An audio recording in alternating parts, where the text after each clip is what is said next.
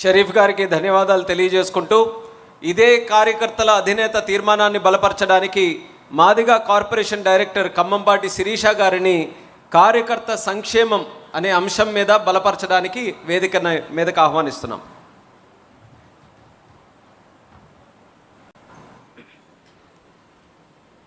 సభకు నమస్కారం.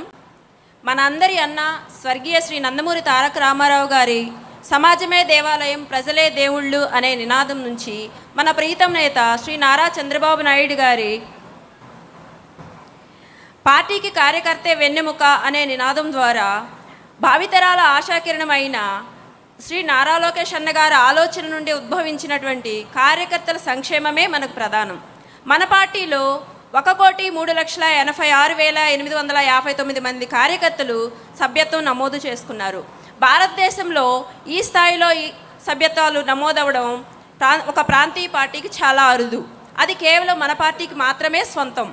పార్టీ సభ్యత్వాలు అన్ని పార్టీలు ఇస్తుంటాయి, కానీ ఆ సభ్యుని కుటుంబ బాధ్యతలు తీసుకోవడానికి ఎల్లప్పుడూ మన పార్టీయే ముందుంటుంది అని తెలియజేయడానికి నేను గర్వపడుతున్నాను. పార్టీ సభ్యత్వం తీసుకున్న సభ్యులు ప్రమాదవశాత్తు మరణిస్తే ఆ సభ్యుని ఫోటోకు దండ వేసి నివాళులు అర్పించి మీకు మేమున్నామంటూ ఆ కుటుంబాన్ని నిలబెట్టేదే మన తెలుగుదేశం పార్టీ. గత 11 సంవత్సరాలలో సుమారుగా 155 కోట్ల రూపాయలను ప్రమాద బీమా కింద 6,276 మంది కార్యకర్తల కుటుంబాలకు పారదర్శకంగా అందజేయడం జరిగింది. ఈ ఒక్క సంవత్సరంలో 51 కోట్ల రూపాయలకు పైగా ప్రమాద బీమాను 1,041 కుటుంబాలకు అందజేయడం జరిగింది. బీమా మొత్తం కార్యకర్తల కుటుంబ సభ్యుల బ్యాంక్ అకౌంట్లకు జమ అయిన తర్వాత తెలుగుదేశం పార్టీ జాతీయ కార్యనిర్వాహక అధ్యక్షులు శ్రీ నారా లోకేష్ అన్న గారి నుండి, అలాగే ఇన్సూరెన్స్ కంపెనీ నుండి 2 ఉత్తరాలను స్థానిక శాసనసభ్యుని ద్వారా మండల స్థాయి నాయకత్వాన్ని కలుపుకొని ఆ ఇంటి తలుపు తట్టి ఆ సభ్యులకు, కుటుంబ సభ్యులకు వాటిని అందజేసి వారిని పరామర్శించి ధైర్యం చెప్పడం జరుగుతుంది. ఇది మన లోకేష్ అన్న గారికి పసుపు కుటుంబం పట్ల ఉన్న బాధ్యతకు నిదర్శనం.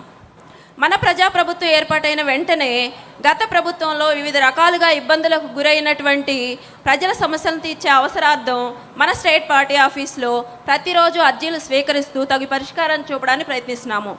గత సంవత్సర కాలంలో మన పార్టీ కేంద్ర కార్యాలయంలో సుమారుగా 13,220 అర్జీలు స్వీకరించడం జరిగింది. వాటన్నింటినీ క్షుణ్ణంగా పరిశీలించి సమస్యల తీవ్రత దృష్ట్యా సంబంధిత పరిష్కారం కోసం సకాలంలోని ప్రభుత్వ సంబంధిత శాఖలకు పంపించడం జరుగుతోంది. ఇదే విధానాన్ని నియోజకవర్గ స్థాయిలో ప్రతి శుక్రవారం ప్రజా సమస్యల పరిష్కార వేదిక నిర్వహించడం జరుగుతోంది.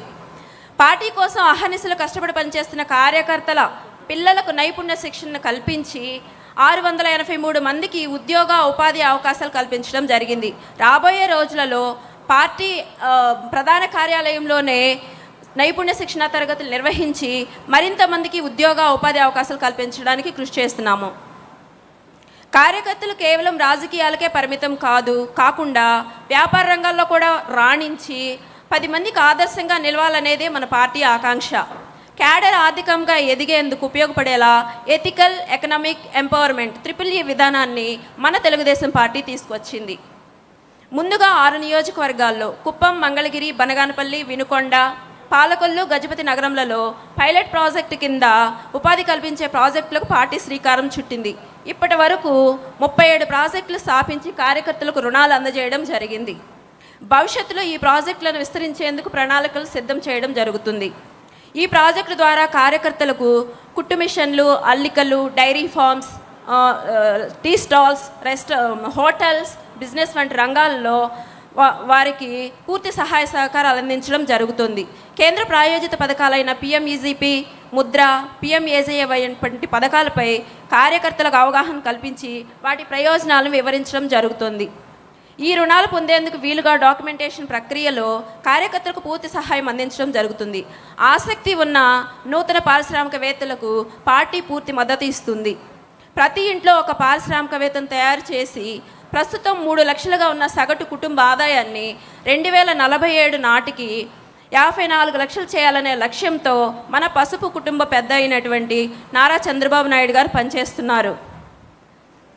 మన కోసం, మన బిడ్డల భవిష్యత్తు కోసం, పార్టీ శ్రేయస్సు కోసం తప్పించే కరుడుగట్టిన పసుపు సైనికుల వలె పార్టీకి ఎల్లవేళలా సేవ చేస్తూ పార్టీని, ప్రభుత్వాన్ని కాపాడుకోవడం మా బాధ్యతగా భావిస్తామని కార్యకర్తలందరి తరపున మీకు వాగ్దానం చేస్తున్నాం సార్. Thank you. జై తెలుగుదేశం, జై జై తెలుగుదేశం. శిరీష గారికి ధన్యవాదాలు. ఇదే తీర్మానాన్ని బలపరచవలసిందిగా ఎమ్మెల్సీ వేపాడ చిరంజీవి గారు క్యాడర్ ట్రైనింగ్ మీద మాట్లాడవలసిందిగా కోరుతున్నాం.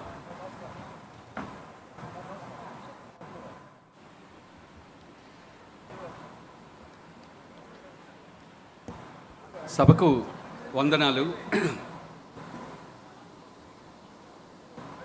ఈరోజు తెలుగుదేశం పార్టీకి శిక్షణ క్యాడర్ ట్రైనింగ్ అనే అంశంపై మాట్లాడే అవకాశం నాకు రావడం చాలా గౌరవంగా భావిస్తున్నాను.